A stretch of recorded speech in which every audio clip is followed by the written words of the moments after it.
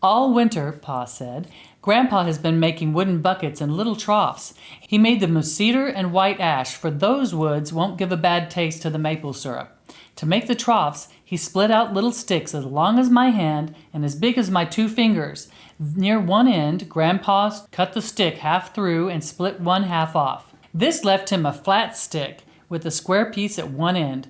Then, with a bit, he bored a hole lengthwise through the square part, and with his knife he whittled the wood till it was only a thin shell around the round hole.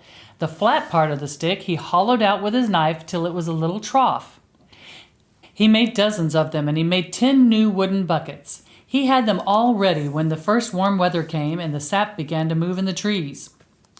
Then he went to the maple woods, and with the bit he bored a hole in each tree, and he hammered the round end of the little trough into the hole, and he set a cedar bucket on the ground under the flat end. The sap, you know, is the blood of the tree. It comes up from the roots when warm weather begins in the spring, and it goes to the very tip of each branch and twig to make the green leaves grow. Well, when the maple sap came to the hole in the tree, it ran out of the tree, down the little trough, and into the bucket. "Oh, didn't it hurt the poor tree?" Laura asked. "No more than it hurts you when you prick your finger and it bleeds," said Pa. Every day, Grandpa puts on his boots and his warm coat and his fur cap, and he goes out into the snowy woods and gathers the sap. With the barrel on a sled, he drives from tree to tree and empties the sap from the buckets into the barrel. Then he hauls it to a big iron kettle that hangs by a chain from a cross timber between 2 trees. He empties the sap into the iron kettle.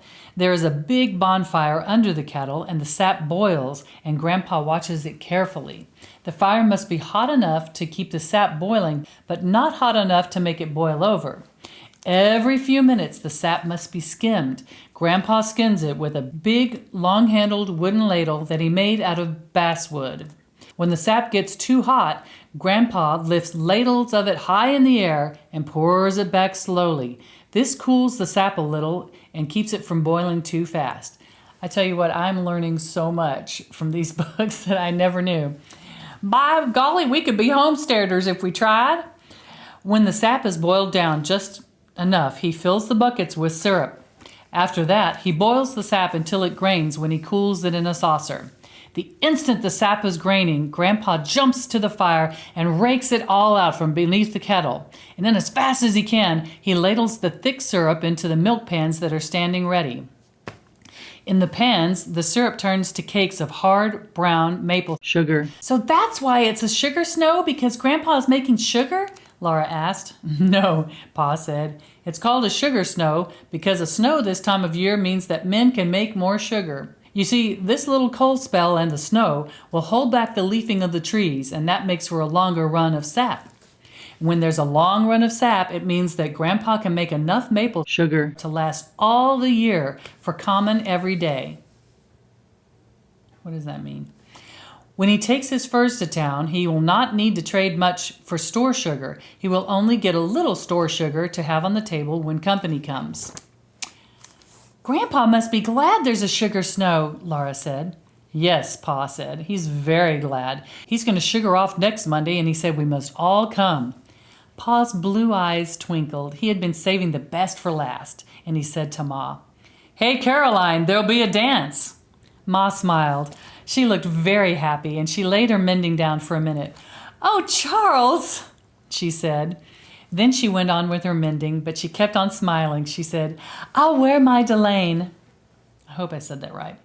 Ma's delaine dress was beautiful. It was a dark green with a little pattern all over it that looked like ripe strawberries. A dressmaker had made it in the East, in the place where Ma came from when she married Pa and moved out west to the big woods in Wisconsin.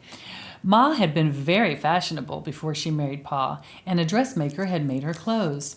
The delaine was kept wrapped in paper and laid away.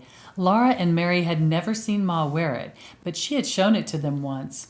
She had let them touch the beautiful dark red buttons that buttoned the basque up the front, and she had shown them how neatly the whalebones were put in the seams inside with hundreds of little crisscross stitches. It showed how important the dance was if Ma was going to wear the beautiful delaine dress. Laura and Mary were excited. They bounced up and down on Pa's knee and asked questions about the dance until at last he said, "Now you girls run along to bed. You'll know all about the dance when you see it. I have to put a new string on my fiddle." There were sticky fingers and sweet mouths to be washed. Then there were prayers to be said. By the time Laura and Mary were snug in their trundle bed, Pa and the fiddle were both singing, while he kept time with his foot on the floor.